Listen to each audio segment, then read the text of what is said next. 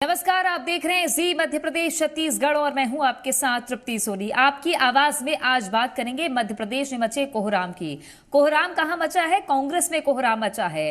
करारी हार के बाद में कांग्रेस पार्टी ने जब समीक्षा बुलाई तो समीक्षा बैठक में लिखित शिकायतों के आवेदन प्रस्तुत किए जाने लगे और मौखिक में तो ये कहा गया कि बेईमानों के चलते ही पार्टी की इतनी बुरी गति हुई है। ऐसे में बेईमान किसे कहा जा रहा है और बेईमान कौन कह रहा है? वो कह रहे हैं सीनियर नेता, पूर्व सांसद रहे हैं, इसके साथ ही पूर्व पीसीसी चीफ रहे हैं कांतिलाल भूरिया। वो इशारा कर रहे हैं और इशारा नहीं, सीधे सीधे चोट कर रहे हैं कांग्रेस पार्टी के दिग्गज कुछ नेताओं पर या भीतर घातियों की संज्ञा जिन्हें दे रहे हैं।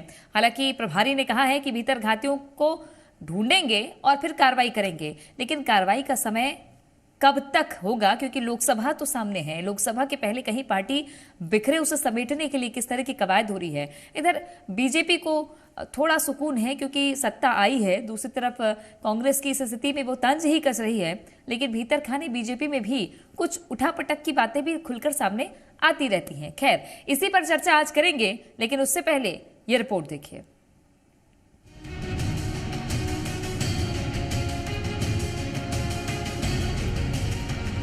भोपाल में हाल ही में हुई प्रदेश कांग्रेस बैठक के बाद पीसीसी चीफ जीतू पटवारी और प्रदेश प्रभारी जितेंद्र सिंह ने कांग्रेस कार्यकारिणी को भंग करने का ऐलान कर दिया, जिसका मुख्य कारण कांग्रेस में चल रही गुटबाजी को बताया गया।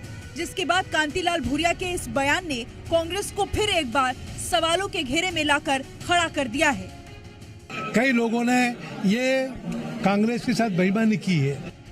मध्य प्रदेश चुनाव में करारी हार के बाद कांग्रेस में अब विरोध खुलकर सामने आने लगा है, जहां इस बार कांग्रेस के सीनियर नेता और पूर्व केंद्रीय मंत्री कांतिलाल भूरिया ने अपनों के ही खिलाफ मोर्चा खोल दिया है। अपनी ही पार्टी के खिलाफ बयान देते हुए भूरिया ने कांग्रेस पर गंभीर आरोप लगाए।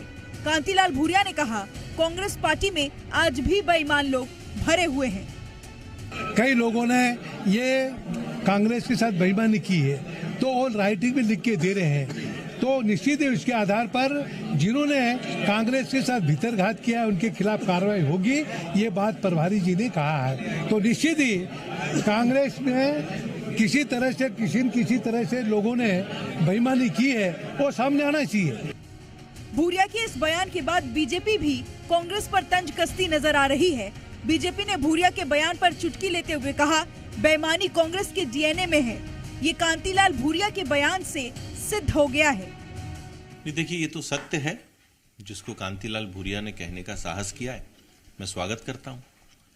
पर इसकी शुरुआत जो गांधी परिवार से होती है, जिन्होंने देश के साथ बेईमानी की, जिन्होंने देश के धन को लूटा, चीन से दलाली की, कांतिलाल भूरिया को सबसे पहले उनका खुलकर नाम लेना चाहिए, नहीं तो ये सिर्फ सतही बयान होगा।